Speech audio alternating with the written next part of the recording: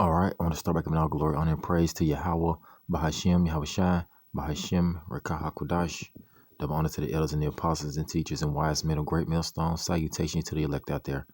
All right, I'm going to do a quick lesson going into, like it says in the heading right here, the penalties of disobedience, how the Israelites turned from hearkening to the Lord, you see, and how the Lord, brought the curses upon you.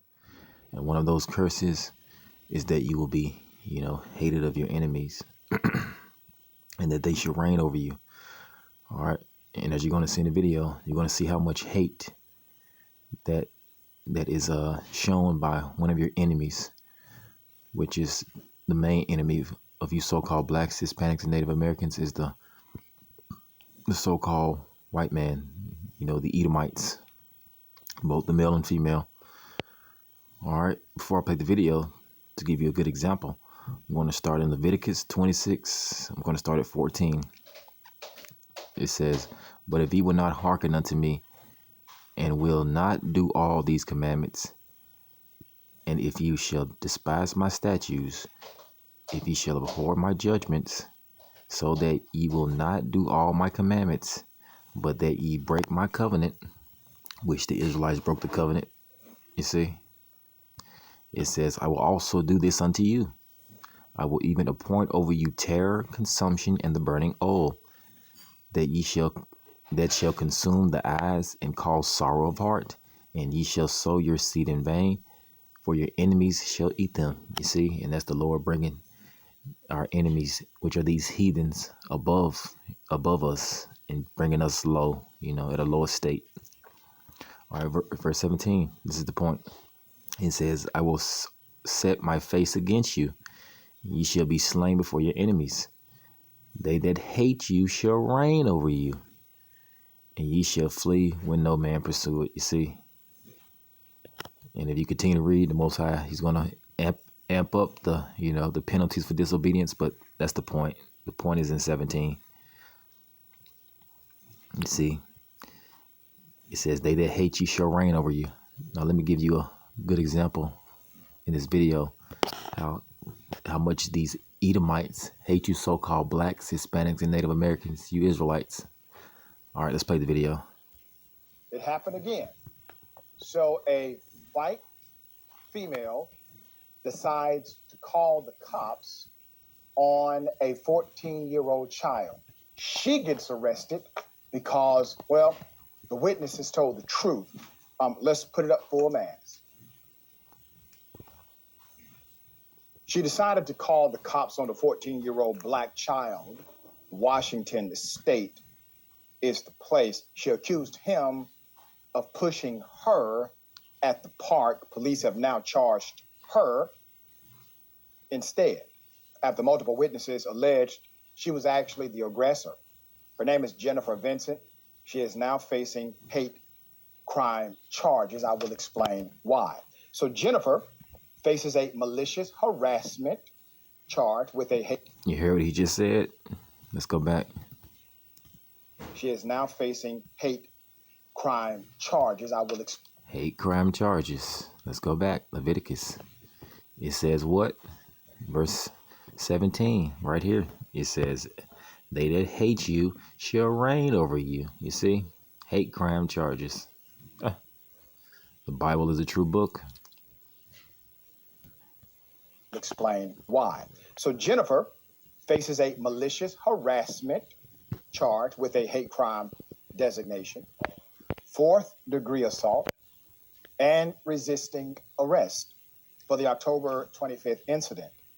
Vincent, who is white, Jennifer Vincent, who is white, called the police to Pioneer Park and in Washington that day to report that she had been assaulted by a 14-year-old child.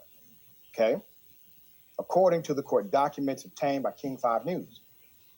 When responding to the officers that arrived at the park, multiple witnesses got involved. They got involved and told them that Jennifer Vincent was actually the aggressor. Salakia, this dumb ad.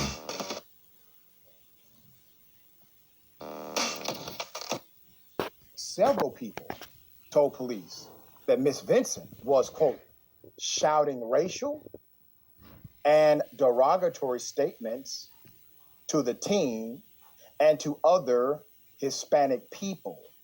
The teenager who was the subject of Vincent's 911 call told officers that Vincent approached a family celebration, their daughter's quinceañera, at the park, and told them to go back to their own country, according to court documents. Vincent then allegedly walked over to the teen and a group he was with and decided to repeat those same statements. Those statements, she reportedly told him, go back to where he came from, and he's not allowed in this country. She then shoved the teenager. The teenager pushed her back in response. That's according to court documents.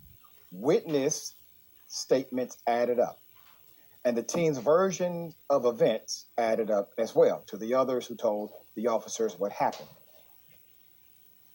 Jennifer Vincent called the teen a beaner, the N-word, according to Fox 13 News, Seattle. Court records also described Miss Vincent as uncooperative in her interactions with responding officers. That got her the charge for resisting. After they arrived, she was screaming, refused to answer questions, and repeatedly posed questions such as she needed medical attention and can she get medical attention, despite walking around normally, appearing uninjured, court filings say. So she was suggesting in that moment that somehow the teenager had injured her. Now, what do we have here? We actually have a Karen. This is a Karen. She's the aggressor for the entire incident. She decides to engage without any provocation. She then is the first to physically assault, according to the witnesses. The young man defends himself, pushes her back. She says, I'm calling the police. She does, in fact, call the police, paints a false narrative.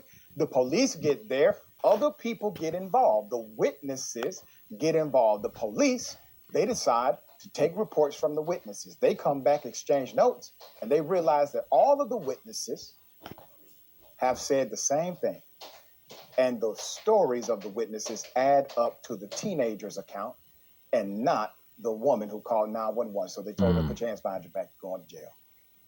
That's the way it should go. It was a proper investigation. There's nothing here that was favorable to anybody. It's just a fact. All that happened was a factual accounting of the things that transpired. That's it.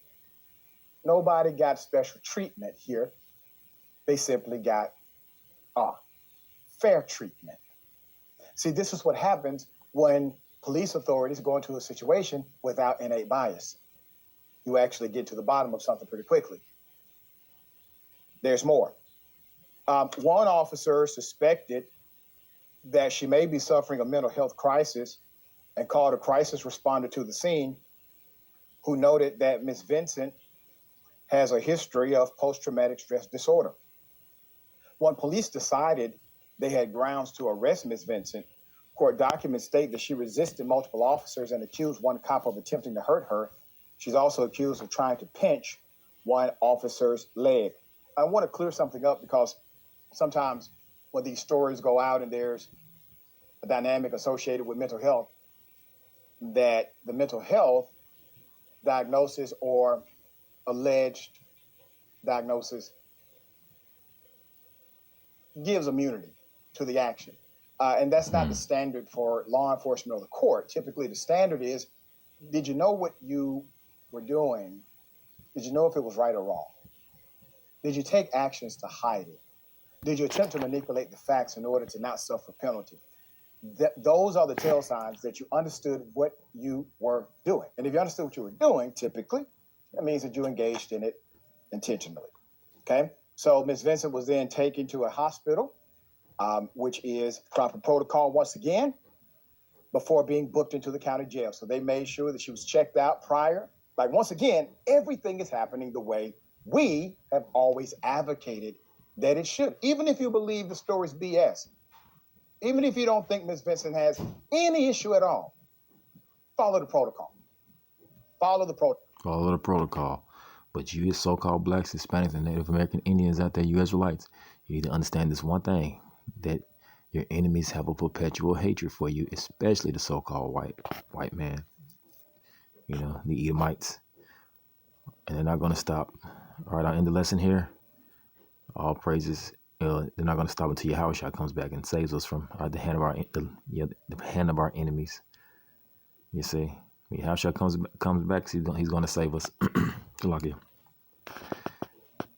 until then, the enemy, our enemies, these heathens, they're not going to stop hating us. All right, I'll end the lesson here. All praises to Yahweh, Bahashim Yahushua, Bahashim Rekahakodash. Shalom.